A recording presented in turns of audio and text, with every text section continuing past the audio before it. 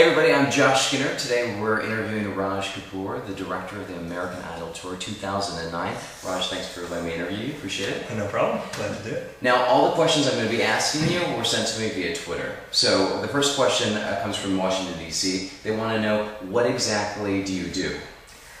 I am the director and the producer of American Idol Tour. It's my second year doing it. We usually start 6 months before the actual tour. We start with set design, lighting design, how we're going to integrate video.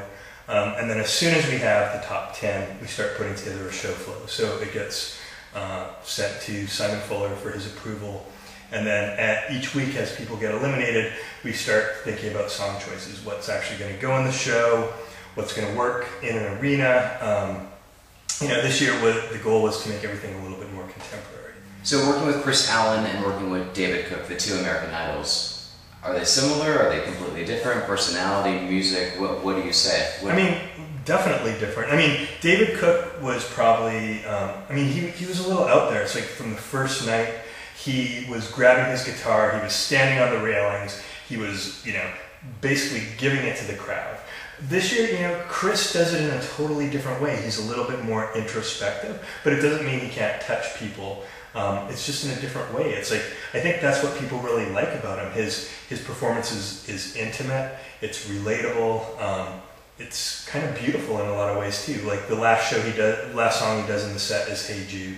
And people love it. It's like, it doesn't matter whether you're young and you've never heard it, or whether you're older and you used to hear the Beatles do it or Paul McCartney. Everybody loves that song and they sing along, and it's kind of like, the feel-good closer of Chris's set. Now, a lot of people want to know, what was the rehearsal process like? Rehearsal process, we basically put the whole show together in 3 weeks. Wow. And it's a challenge. That's everything from band rehearsal to costume, fittings, to, the Idols do a ton of PR. Meanwhile, Adam and Chris are already working on their albums, so we have to work in that scheduling. We had a choreographer come in, Jaquel Knight, who did Beyonce's Single Ladies video, as well as a lot of numbers on Beyonce's tour. He was our tour choreographer. We have a vocal coach who comes in and works with them. So it's a constant cycle, and they're constantly busy. So every Idol gets approximately 3 rehearsals with the band, and then we start putting it together in a show flow. And then by the time we leave our Burbank rehearsal facilities, we go right into full show mode, where we're doing it with video, with lighting, with staging, with the band, with the full sound, with the Idols with their in-ear monitors. It's a fast process. Well, I know while you were rehearsing, Michael Jackson passed away, and I was wondering if you could just tell us what the vibe was like, and where were you, and what exactly happened? We were actually at Center Staging in Burbank, and I was actually doing a video piece for Michael Jackson's show. You were actually working on the show. Yeah, and I didn't actually get to see rehearsals. I was going to that weekend when our video piece was going to be done. I was going to actually present it in person to Michael Cotton, the set designer, and Kenny Ortega, the director, and we were going to watch it on the big screen. But I did go down to some of the video shoots that they were doing. Michael was not there, but we had been working on a video piece for him for almost 5 weeks, and some of the Idols knew that I was working on it. And Lil actually came in the room right in the middle of Adam's rehearsal, and she's like, "Michael Jackson just died," and the entire room stopped. It was like the breath in the room basically got sucked out of the room. And our stage manager, Steve, had worked with Michael on 3 tours. Some of the band members had played with him.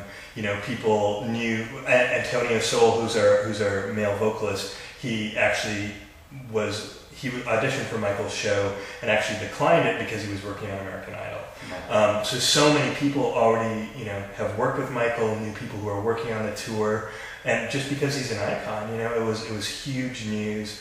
And we couldn't really go on with rehearsal. It was just weird. The whole room felt it. It was everywhere. People were on their iPhones, on their computers, and we canceled the rest of rehearsal.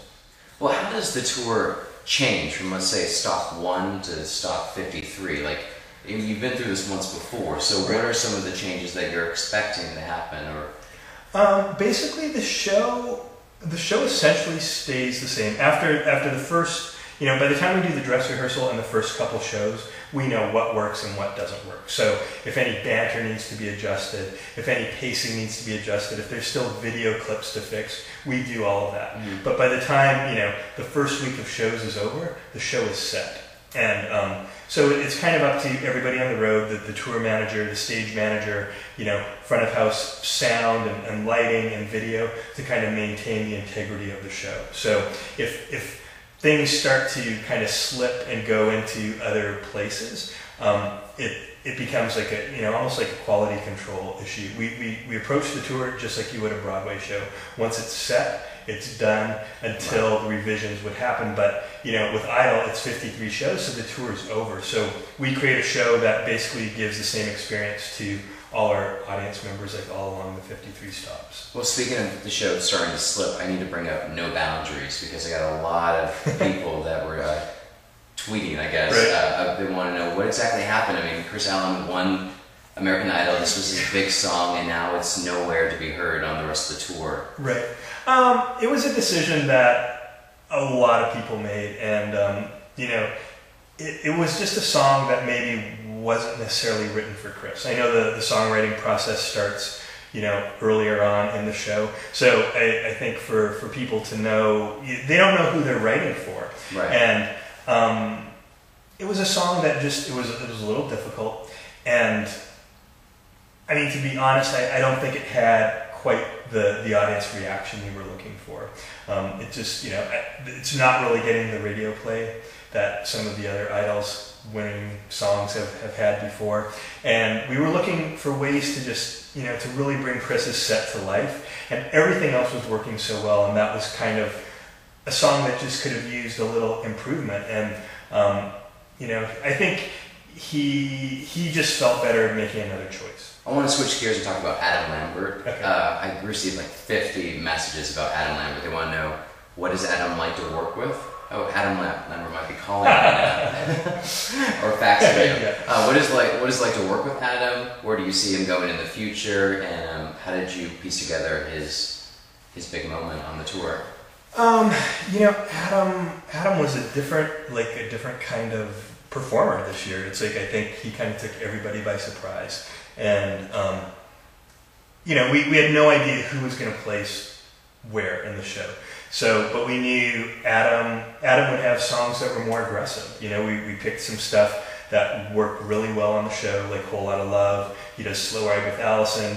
He does Mad World, and they kind of sound like Adam's songs. Like already, his interpretation and his performance from the show really made people associate those songs with him. So we put them in the set, and then it was coming up with visuals and lighting to kind of support those moments. And then the other two songs were just kind of artists that he liked or aspired to. He is working on his album, and they're just interesting choices. And I think he does Starlight by Muse, which they were big on the Twilight soundtrack, and then we put together a whole Bowie medley for him, which is going over really well too. So it was about being aggressive, it was about being theatrical, and it was kind of really helping not enhance his stage persona, because he already has that, but just kind of really framing what he already has, which is great, which the people respond to it, and it's absolutely nuts when he comes on stage. It's really cool.